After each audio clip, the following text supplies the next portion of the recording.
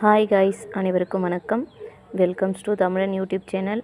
நாம் இன்றைக்கி இந்த வீடியோ பதிவில் என்ன பார்க்க போகிறோன்னா, 10ஆம் வகுப்பு இயல் 3இல் உள்ள இலக்கண பகுதியான தொகாநிலை தொடர்கள்.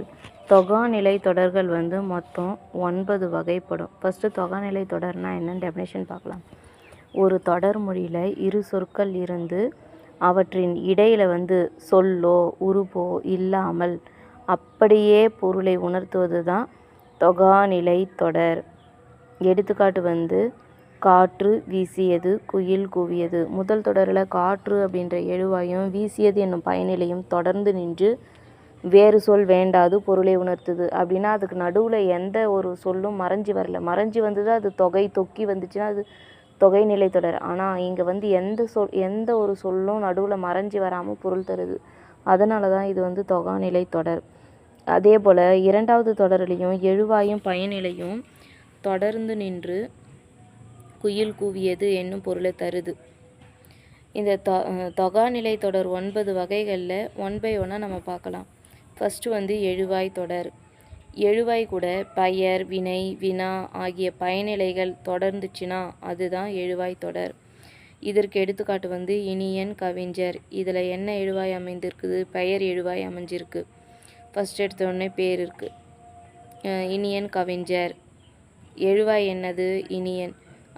அதுக்கடுத்து பெயர் அமைஞ்சிருக்கா, அதனால் இது பெயர் எழுவாய் தொடர். அடுத்து காவேரி பாய்ந்தது.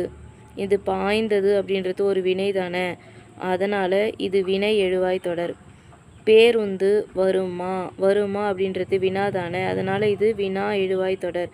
இந்த 3 தொடர்லேயும் பெயர், வினை, வினா ஆகியவற்றிற்கான பயனிலைகள் எழுவாய் தொடர்கள் அமைஞ்சிருக்கு. நெக்ஸ்ட்டு விழித்தொடர். விழியுடன் வினை தொடர்ந்துச்சுன்னா அதுதான் விழித்தொடர். நண்பா எழுது.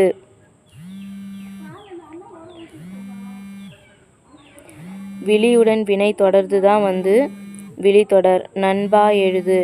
நண்பா அப்படின்ற விழிப்பெயர் எழுது என்னும் பயனிலையை கொண்டு முடிஞ்சிருக்கு. அதனால் இது விழித்தொடர். அதுக்கடுத்து வினை முற்று தொடர். வினை முற்றுடன் ஒரு பெயர் தொடர்வது தான் வினை முற்று தொடர். இதில் வினை முற்று என்னது? பாடினாள். அதுக்கடுத்து பெயர் இருக்கு. பாடினாள் கண்ணகி. பாடினாள் என்னும் வினைமுற்று முதல்ல நின்று ஒரு பெயரை கொண்டு முடிஞ்சிருக்கு. அதனால் இது வினை முற்று தொடர். நெக்ஸ்ட்டு பெயரெச்ச தொடர். முற்று இது ரொம்ப இம்பார்ட்டன்ட். ஏன்னா நமக்கு பெயரெச்ச தொடரும் வினையெச்ச தொடரும் கன்ஃபியூஷன் ஆகும். முற்று பெறாத வினை பெயர் சொல்லை தொடர்ந்துச்சுன்னா அதுதான் பெயரெச்ச தொடர். கேட்ட பாடல். இதில் கேட்ட என்னும் எச்ச வினை பாடல் அப்படின்ற பெயரை கொண்டு முடிஞ்சிருக்கு. அதனால் இது என்னது? பெயரெச்ச தொடர். நெக்ஸ்ட்டு வினையெச்ச தொடர். முற்று பெறாத வினை வினை சொல்ல தொடர்ந்துச்சுன்னா அதுதான் வினையெச்ச தொடர். பாடி மகிழ்ந்தனர். இதில் பாடி அப்படின்ற எச்சவினை மகிழ்ந்தனர் அப்படின்ற வினையை கொண்டு முடிஞ்சிருக்கு. அதனால் இது வினையெச்ச தொடர். அடுத்து வேற்றுமை தொடர். வேற்றுமை உருபுகள் வெளிப்படையாக அமையும் தொடர் தான் வேற்றுமை தொகாநிலை தொடர்கள். கட்டுரையை படித்தால் இந்த தொடரில் ஐ அப்படின்ற வேற்றுமை உருபு வெளிப்படையாக பொருளை உணர்த்துது. அன்பால் கட்டினார். ஆள் 3ஆம் வேற்றுமை தொகாநிலை தொடர். அதில் 3ஆம் வேற்றுமை உருபு மறைஞ்சி வந்துச்சுன்னா 3ஆம் வேற்றுமை தொகை அப்படின்னு சொன்னோம். இதில் வெளிப்படையாக அப்படி வந்ததுன்னா அப்படியே தொடர் 3ஆம் வேற்றுமை தொகாநிலை தொடர் அப்படி சொல்கிறோம். அறிஞருக்கு பொன்னாடை. இதில் கூ அப்படின்ற வேற்றுமை உருபு என்ன வெளிப்படையாக வந்திருக்கு. அதனால் இது வேற்றுமை தொகாநிலை தொடர். நெக்ஸ்ட்டு இடைச்சொல் தொடர். இடைச்சொல்லுடன் பெயரோ வினையோ தொடர்வது தான் இடைச்சொல் தொடர். மற்றொன்று, மற்று கூட்டல் ஒன்று. இதில் மற்று அப்படின்ற இடைச்சொல்லை அடுத்து ஒன்று என்னும் சொல் நின்று பொருள் தருது. நெக்ஸ்ட்டு உரிச்சொல் தொடர். உரிச்சொல்லுடன் பெயரோ வினையோ தொடர்வது உரிச்சொல் தொடர். எடுத்துக்காட்டு சாலச் சிறந்தது. சால என்பது உரிச்சொல்.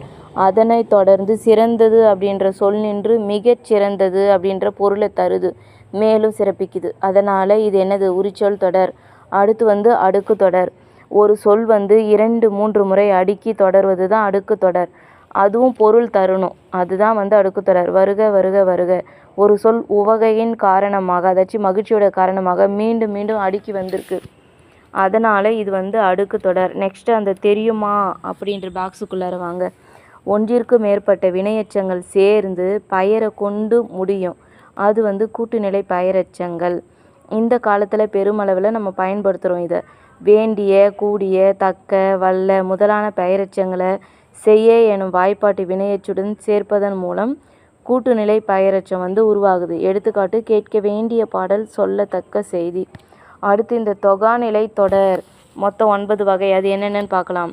எழுவாய் தொடர், வெளித்தொடர், வினைமுற்று தொடர், பெயரெச்ச தொடர், வினையெச்ச தொடர், வேற்றுமை தொடர், இடைச்சொல் தொடர், உரிச்சொல் தொடர், அடுக்கு தொடர். நன்றி, வணக்கம்.